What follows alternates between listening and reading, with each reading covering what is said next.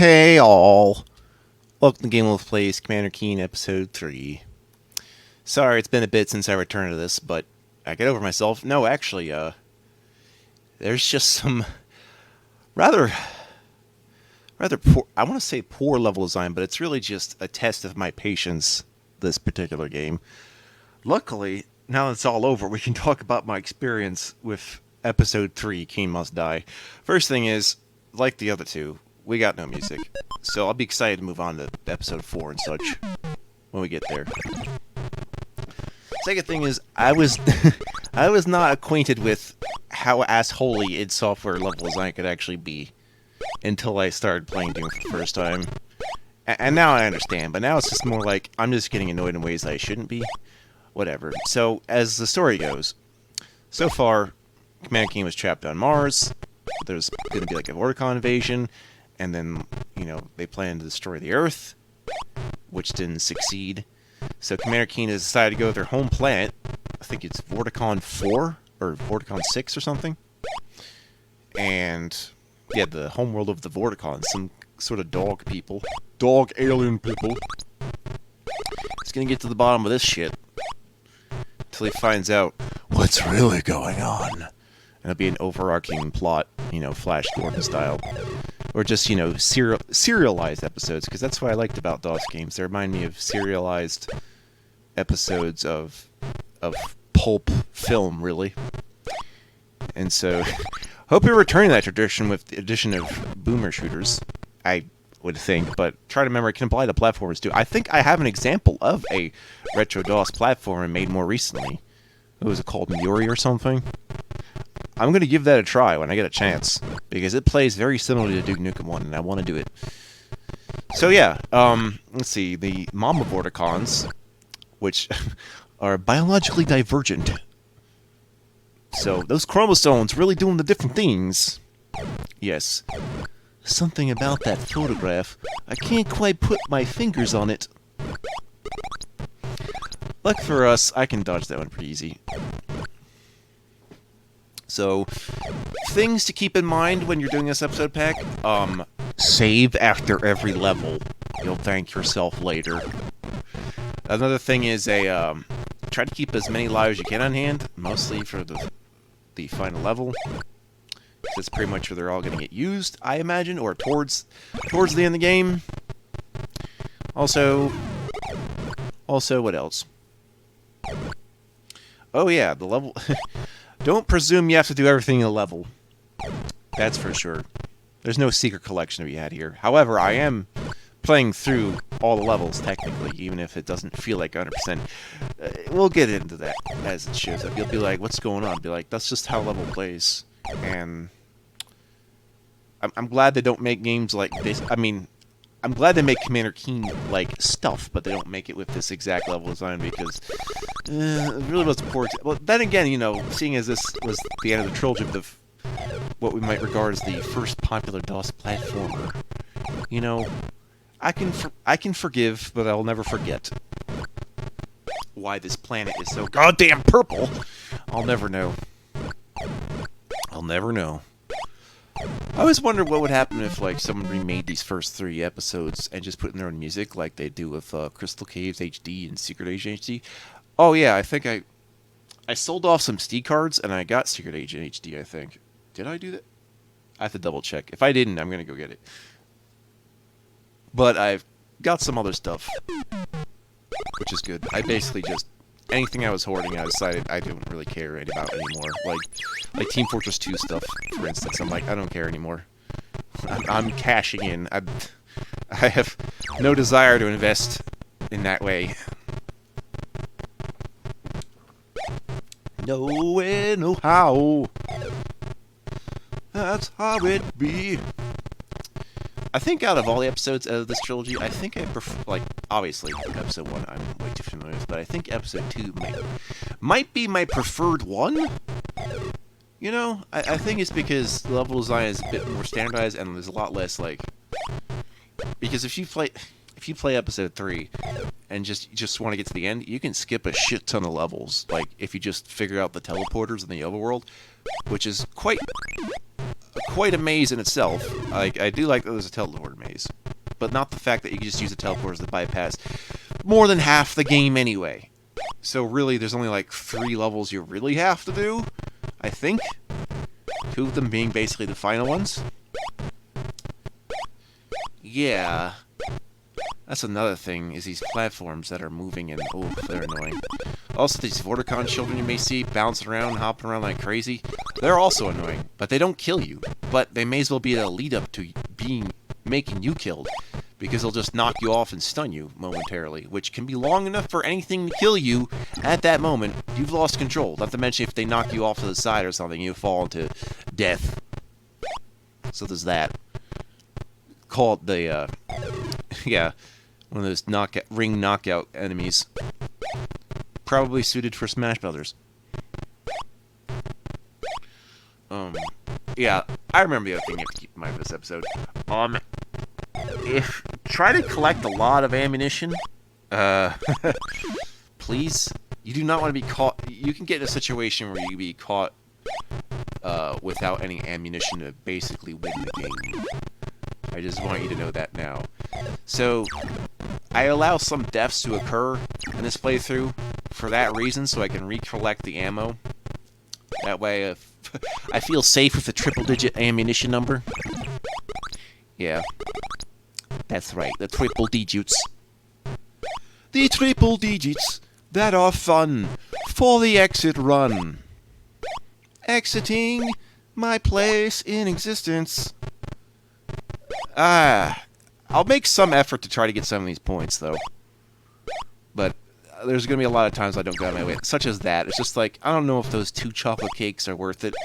But very convenient how every chocolate cake piece just happens to have a birthday candle in it. So it's someone's birthday, and we just have these on demand.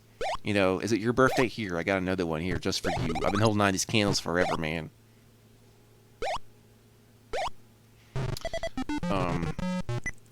So yeah, in the first game you get the, you know, ship parts, right? And in the second game we reserve that space for, like, what, cities on the Earth you save. Here I think that space is just reserved for an invincibility timer. If you're trying to check it, if you need to know how much time you have left in terms of seconds, I believe. I don't know if that's accurate in terms of DOS frames, but I think so. Ah, you have chosen poorly, so you have chosen death. Yeah, I've chosen death. I've also chosen just reloading the save file. I cannot, throughout this playthrough, you're going to see some, like, skips because of my failed attempts, so the high score board's not going to make sense. Be like, when did you do that stuff? That was in between takes. Those were the unsuccessful takes. I did not really want to go out of my way to reset the high score every time I had a failed take. And you weren't missing anything anyway, in terms of high score. It's just, you know, default enemy names. You're not missing much there. I suppose you'd like to see my failures, but, not that much failing. Some of that was getting quite obnoxious. But even then, the successful takes, I have allowed a number of deaths, just for the sake of beating the game at that point. Man, don't you... Man, I hate it when my soda can is just as big as my toilet. No wonder I have to piss all the time. Vorticola. Now sponsored. Now sponsored on the Game of Plays channel. Vorticola. These yellow things, they are absolutely harmless. You can shoot them if you want, or you can just step on them. Why would you need to mess? You really don't. Maybe they're just directly in your lane, and you're just like, just get out of there. I don't need anything living. I don't even remember if you get any points for them. Because again, points are just for lives. And lives are just to save time. So, yeah. Damns the brakes, old man. Also, the teddy bears have upgraded yet again. So at first we had teddy bears, then we had just teddy bears resembling Vorticons. Now we have teddy bears that resemble the most fearsome enemy in the game. They're the series. In the 3-part series. The Vorta Ninja. And they're fearsome for a reason. You know, if the ninja part didn't clue you in as to the fact that they're probably tough as nails. I got this one-way platform. Oh, there's one of them now, actually. He's, now next to an Ankh. See, they're so badass, usually the best way to deal with them is just get your invincibility Ankh, which I guess we borrowed from Egypt, which makes me believe maybe these guys are descended from Anubis of Egyptian lore. I don't know. There's always some ancient Egypt stuff in my video games. I'm always willing to let that slide in terms of the gameplay. It's just like, you know what an Ankh does. It's either life, invincibility, whatever.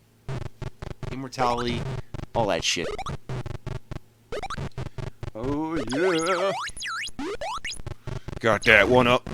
It smells like 1-up. Also, this is the perfect kind of game that has no background music for me to test any kind of static. I'd be like, oh, now I see. You know, I could probably tell you.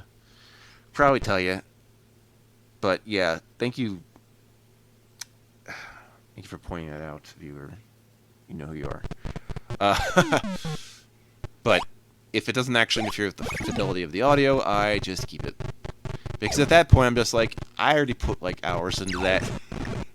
I don't know if I want to do it again. Like, if it's just the speaking part, yeah, okay. But also the fact that I want to keep a little continuity in there. That's why for some of the other ones where it's just like it got completely gone, I just like input my own audio. That was a quick duct tape fix, by the way, and that's probably not gonna happen again. By the way, the fact that I had to do that fix is also a clue as to the next playthrough I'm gonna do. You know, to kind of make up for that, and also the fact that it's technically new content for me. Maybe not for you, but it's new enough for me. And you know, I just all around feeling better lately, especially after this playthrough, because it's like, you know, now, I view frustration as just kind of a obstacle to overcome. Where before it was just like, and at the beginning of video games for me, it's just like, oh no, it's difficult. Why? And then somewhere in between then and now, the challenge was less how hard it was, and now the challenge has become, how long is this going to take? So I've developed impatience just in terms of sheer time, rather than just be like, it's not a question of if I want to beat a game, now it's when. And that when has been really, like, hitting me hard. And, you know, you got to forgive yourself. But for me, it's just like, you know, every week that goes by, I'm just like, oh no, I don't have a complete playthrough yet. It's like, you know, that gets on me. That gets on me. At the very least, it's a lot better than you waiting, like, months for me to do these long plays, which I had building up since, like, say, 2013. So you could say, like, there was one playthrough each month from then, which would be, like, if I were to do that system from then, it'd be like, what was, yeah, just be 120 games done over 10 years? Dude, I can do 100 games in, like, a year, probably. I see no reason why not. Like, yeah, 3 or 4 days. Yeah, in terms of the games I'm doing for this channel, I mean, in terms of their length. Not one of those newer AAA games that take, like, months to just actually beat without getting everything. Looking at you, probably Elden Ring. But at the average length of, say, you know, let's say 8 hours of the actual footage, and then it'd be a few days to put that time in, just to make sure I got it all right and everything like that. And then, you know, if I just crank out one every 3 to 4 days, it's like, you know, I think that's a good rate. I think that's a good rate, because that's pretty much on par of how long I expect to beat something. In terms of, not even just that, but also making room for other stuff in my life, so. How do I get over exactly? Honestly, I don't think I really do. I just recover from it better than I used to. And that makes all the difference, you know? You need those positive feedback loops. Done talking about it. Just in terms of this game, because I was just like, alright, I've been frustrated a lot. It's like, I've gotten over stuff a lot. Why don't I just do something that I think has been frustrating me for a little while, because I hadn't returned to it, and it was this! I imagine if I want to do what I thought would be the next hardest frustrating thing in terms of, like, DOS games, it'd probably be Sky Roads, but I have no desire to return to that. I don't want to do Sky Roads. You're not going to see it. Maybe someday, but I have no desire to do Sky Roads at this point. Sorry, everybody. That's just a ship too far, a bridge too far, if you will. Yay, we learned English. By the way, the Vorticon language or whatever is just, it's just a cipher. Just alien letters that convert to regular ass letters, so methinks that has more to do with limitation of thought than being like, oh yeah, we're trying to hide the language. No, it's not no big thing. But if you don't know what actually all the symbols mean, I won't actually show you this, but in the secret level, if you go up to the top of it, which I don't enter, you can see how to translate yourself. And you can look this up online anyway. And that's also how you can read the spells in Minecraft, which is an odd thing to have reference. So there's DNA of DOS in Minecraft, because of course there is, because we got roguelike mechanics in there, so yeah. Now, I don't have to get that teddy bear, but maybe I will anyway. I do find it weird that there's obstacles of guns that someone just left on and are shooting forever, which begs the question, where's this ammunition coming from? How can I harness this so I can have my infinite bullet gun? I don't know. Get my infinite bullet gun! This gun fires infinitely. Look at all their 60s computers. And their VHS cassette tapes, and their tapes. Tape cassette computers? Oh man, I love these half-open candy bars. I resist the temptation to eat them every day.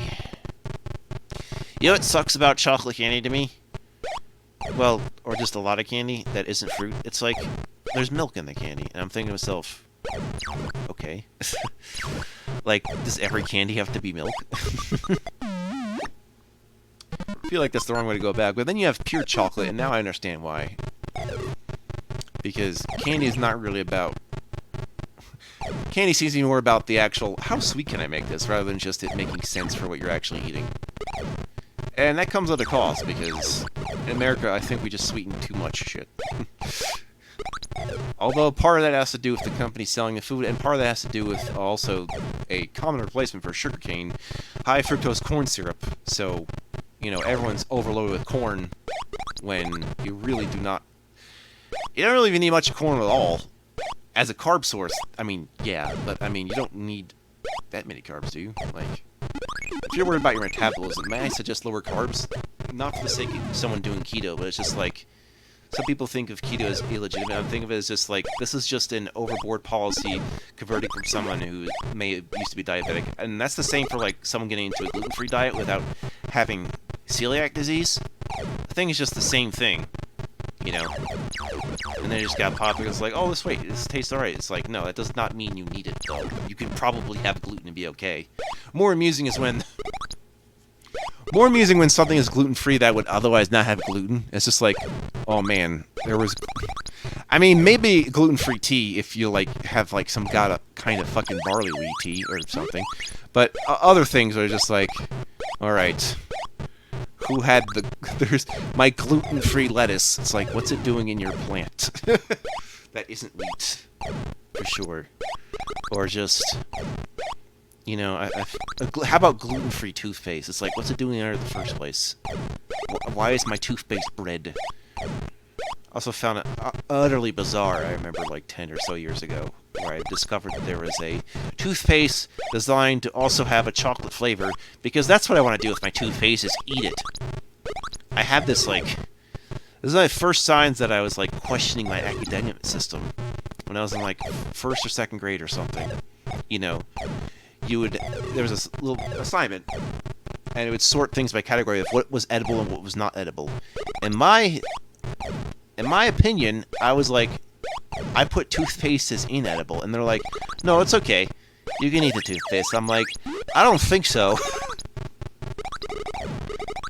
I think Kid Game Wolf was completely right. You should probably just not be eating toothpaste. That's not to say they'll make it non-toxic in case you do, because that's likely, considering it always goes in your damn mouth. But we don't drink mouthwash either now, do we? Is there someone at home drinking mouthwash? My goodness, man. Although that'd be interesting if you had a non-toxic mouthwash that could also be like, I don't know, an inside your stomach wash. It would have to be something to counteract your stomach. Oh, right, antacids. Okay, never mind. So, no need. Just take your antacid. At least for the acid part. For the rest of your stomach, eat clean, I guess? How'd this turn into a diet thing? Dietary requirements when watching Gaming Wolf plays Commander Keen. Oh yes, so keen he was. I don't know why the latest Commander Keen thing was a mobile game, but now I'm finding the latest Doom thing is also a mobile game, and I'm finding it hilarious how there's even people like being like, oh yeah, Mighty Doom is the greatest Doom game there ever was. I'm like, no. No, that's the Emperor ZeniMax getting into the mobile market. That has nothing to do with me, or just...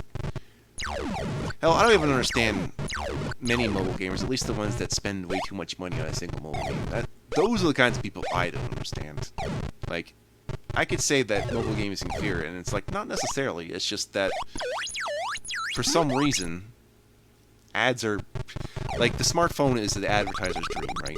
But that's just because that was designed as a terms of operating system. We just allow ads in every which way. Like, we never had this many ads in just, like, a regular-ass, like, applications every computer's expected to have, you know. It's weird. Anyway, yeah, I don't know about the future Commander Keen.